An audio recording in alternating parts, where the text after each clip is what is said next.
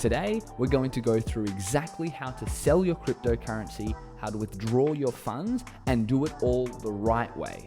And believe me, there is definitely a wrong way. Now, very quickly, before we jump into the video, I feel like I'm obligated to let you know that in selling your cryptocurrency, that is in most cases a taxable event. So what that means is if you're actually selling at a profit, which based on the crypto prices today would be pretty unlikely, you may actually need to pay taxes on those profits. So to save you having to go through every single transaction, calculating the net profit or loss, and combining all of it together to figure out just whether or not you may need to pay tax or not, what Alan and I do, and what I would highly recommend you do, is get yourself a portfolio tracker. Now, while in the past an Excel spreadsheet may have got the job done, it is a pretty inefficient way of doing it, and given the number of incredible portfolio trackers that are on the market at the moment, you'd be pretty silly to ignore their services. Now, when it comes to properly tracking crypto holdings, that's where your options start to thin out. For example, there are some popular portfolio trackers which do offer some crypto tracking. However, when you look at the holdings they support, it can usually be very limited. So the crypto tracker that Alan and I use is called Nevexa.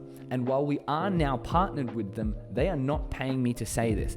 I truly believe that their services are incredible when it comes to not only tracking your performance, but also for calculating exactly how much you may need to pay when it comes to your taxes. So for anyone interested, I'll put a link to sign up for Nevexa for free in the description below, along with a referral code, which if you decide that one of the premium plans would work for you, you can actually get 10% off any annual plan you select. But now that that's out of the way, let's jump into the tutorial. To begin, start by navigating to the fiat and spot page, which can be found under the wallet tab in the top menu bar. If you can't see the wallet tab for any reason, try clicking on the little profile icon and you should see it listed there as one of the options. From here, you should be able to see an overview of not only your crypto holdings, but any fiat currency you own as well. Now, before we go any further, I think it's really important to acknowledge that if there's one thing true about Binance, it's that there are lots of options, which for us users can be both a good thing and a bad thing. This is because, like I said in the beginning of the video,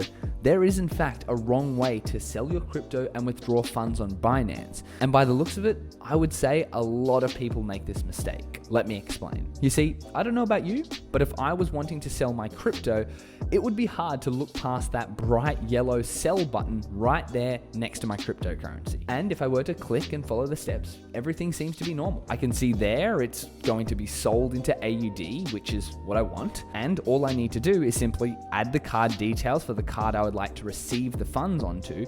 But as you may have already noticed, there's one fatal flaw with this method. As you can see, for this to work, you need to pay a 3% transaction fee, which is huge in its own right.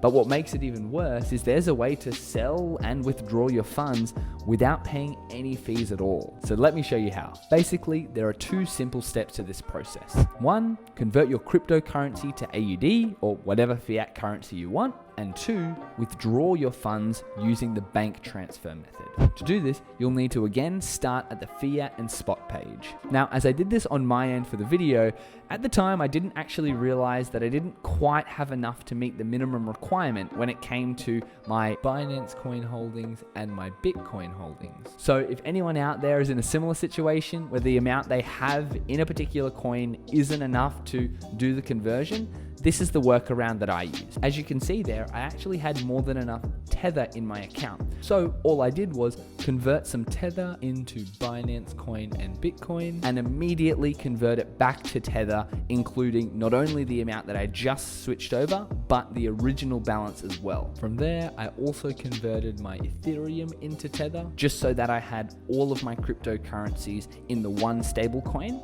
But regardless, now that I had all of the funds I wanted to withdraw in Tether, it was time to convert that into AUD. Now, sorry, for some reason, the original screen recording of this part of the process is actually missing. So I just replicated this with a different account. So the amount that I'm transferring is going to be different. So just ignore that for the moment and follow the steps. So all you need to do is simply click the convert button, click the max if you're converting the entire amount, or enter the amount that you would like to sell. In the to section, type in AUD and select the AUD fiat currency. Click preview conversion and click confirm, and perfect. Now, all of my Tether has been converted into AUD. And fortunately, I've got my original footage back. So as you can see, the funds I had in Tether, Binance Coin, Bitcoin, and Ethereum have now all been converted into 956 Australian dollars and 54 cents. Very quickly, before we go on to the last step, if you are finding any value in this video whatsoever, Alan and I would really appreciate just a gentle tapping of the like button.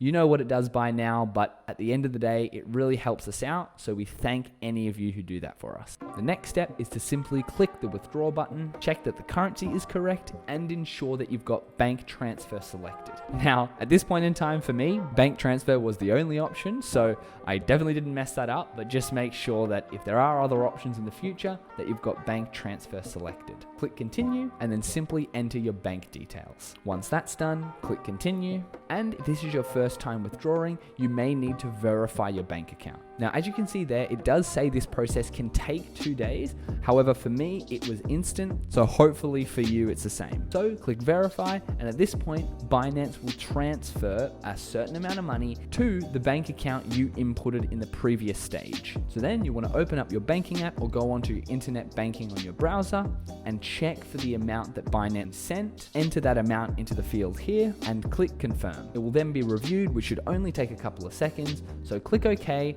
and click continue. Now enter the amount of AUD you would like to withdraw. So for me, I'm doing all of my available balance. And as you can see there, I should be receiving the full $956.54 without having to pay any transaction fees. Click continue, confirm everything looks right, and then click confirm. Finally, Binance will then ask for mobile and email verification. So click the get codes button, enter the code you receive, and click submit. Luckily for me, like the verification amount sent through, I actually received my full withdrawal funds immediately, so hopefully you guys are in the same boat. And just before you go, please don't forget that every time you sell crypto, that could be a taxable event. So make sure that you're noting down all of your transactions, and if you want to make it simple, like I said, there's a link to Navexa in the description. And with that being said, Alan and I are getting really close to 10,000 subscribers. So if you could help us out by simply going down and clicking that subscribe button, we would really appreciate it. And I'll see you in the next one.